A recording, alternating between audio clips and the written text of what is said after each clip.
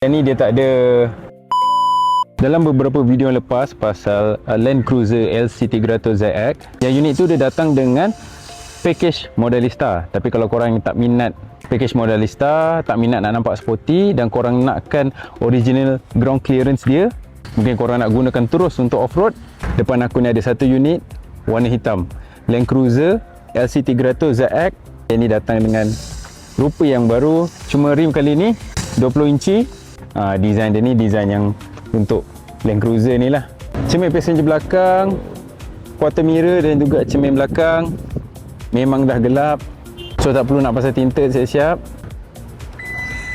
Masih ada power boot, bumper guard original pun ada. Ada cover untuk Land Cruiser kat bahagian belakang ni.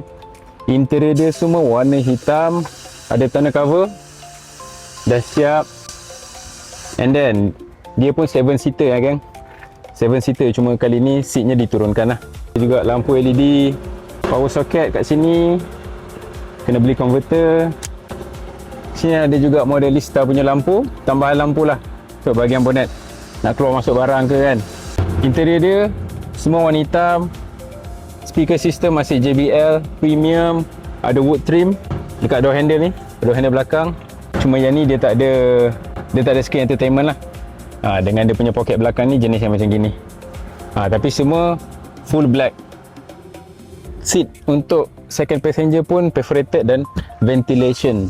Armrest, ada cup holder, aircon control, dual zone. Cuma yang kat bawah ni dia ada 12V socket dengan type C je lah. Type C je. Ni pun nak cover ventilation kat sini. Aircon vent dekat sini dah ada. Dekat bahagian atas tu pun dah ada. Sini dia punya cabin light untuk second passenger. Ni bahagian passenger depan. Ni glove box. Ni ocean report dia 4B.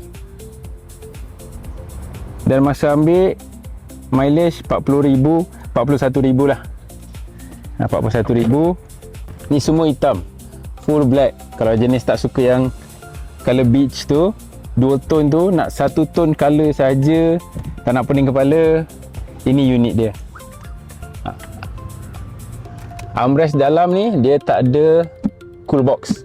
Ini tak ada cool box, tapi besar lah. And then dia punya bukaan pun 3 side, kiri, kanan dan juga bahagian belakang. Belakang pun boleh. Tu cup holder kat sini, bahagian ni masih sama type C. Dia ada type C, 12V socket.